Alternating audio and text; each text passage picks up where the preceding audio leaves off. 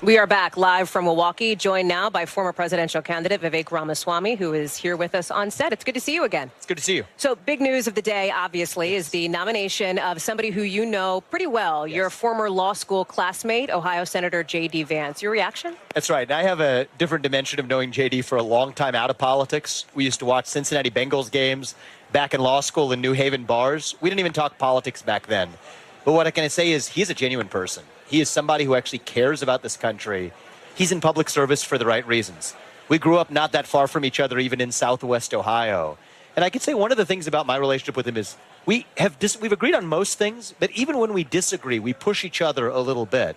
And that's so missing in our American politics today is original thinkers who are energetic, who are intelligent, who care about the country. He's been one of the most successful senators, in my opinion. He's probably been our strongest fighter in the Senate.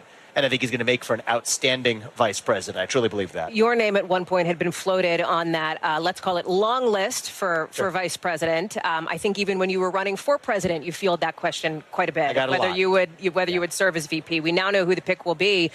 Politically, from that perspective, there has been some talk that maybe somebody like a Marco Rubio could serve the former president better as it relates to pulling in voters who may not have otherwise gone for him. How does J.D. Vance help the ticket? So I don't really view it necessarily that way. A lot of an analysis, or what you say, pundits would check the box on what ethnicity or whatever.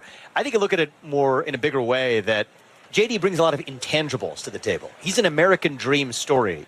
That speaks to me, but it speaks to a lot of other people like me in the country. I'm the kid of legal immigrants who came here, my parents did, with no money. I've lived the American dream. J.D. was born in humble circumstances. He's lived the American dream as well. His wife, Usha, somebody who's a friend of our family as well. She was also a law school classmate. I think she could be a big attribute in this campaign in reaching non-traditional voters. And even further for J.D. himself, he is somebody who has a unique vantage point for bringing in new voters. Here's what it is. He wasn't somebody who was a Donald Trump evangelist back in 2016. So I think that's actually quite the opposite. Yeah, well, I acknowledge that. But what I would say is he can actually reach a lot of other people who also weren't in the Donald Trump camp in 2016. And in a very personal and authentic way, he can say, look, here's why I moved.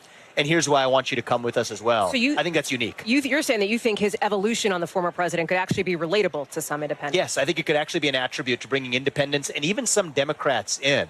A lot of working class Democrats, a lot of union members across the country. Trump is already strong with a lot of those audiences, but J.D., I think, plays even further to those strengths. And I think there's a good chance this Trump-Vance ticket could be the most formidable presidential ticket, certainly in my lifetime. And I'm looking forward to hopefully seeing them succeed at a big scale in saving the country. If they do succeed in November, it would obviously open up a Senate seat in Ohio. Would you consider it? I haven't gotten that question today at all, actually. No, the reality is it's hot off the press. To be frank, I would strongly consider it if I were asked to serve, but I would also want to have a serious conversation with President Trump about the other ways I could have an impact on the country. My top passion is taking on the regulatory state. I think that's a nonpartisan issue that's actually impeding our economy, in some ways even threatens the American model of self-governance. I think that administrative state is far too big. There are ways to address that from the executive branch.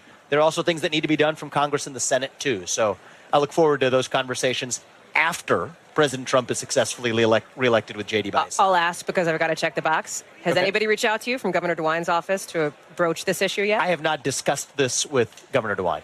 Anybody from his office? I haven't discussed it with President DeWine. I haven't discussed it with Governor DeWine. But I look forward to evaluating what the future holds in store. I would strongly consider it if asked, but I think there are a lot of other ways to serve this country.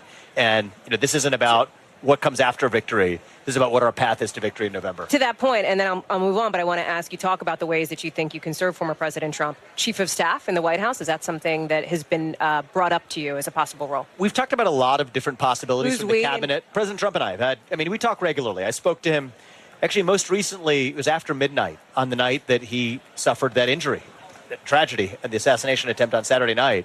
One of the things I admire about him is he's always strong, he's always energetic. And I think we get along, and we want to save the country together. But that's going to come in a lot of different forms. So we've talked about different ideas potentially in a cabinet to other ways of driving change. And, today I think adds one more development that'll give us a lot to consider. Let's go back to that conversation that you had with the former president after that assassination attempt against him in Butler, Pennsylvania at that rally on Saturday. Can you give us some insight? We have seen a couple of print interviews that are new out today that he had conducted with a couple of folks who were on the plane as he flew to Milwaukee. Give us some insight into his thinking, into his state of mind at this critical moment. I think his headspace is exactly where it needs to be, to lead this country, not lead the Republican Party, but to lead the United States of America. Joe Biden did pledge to unite the country.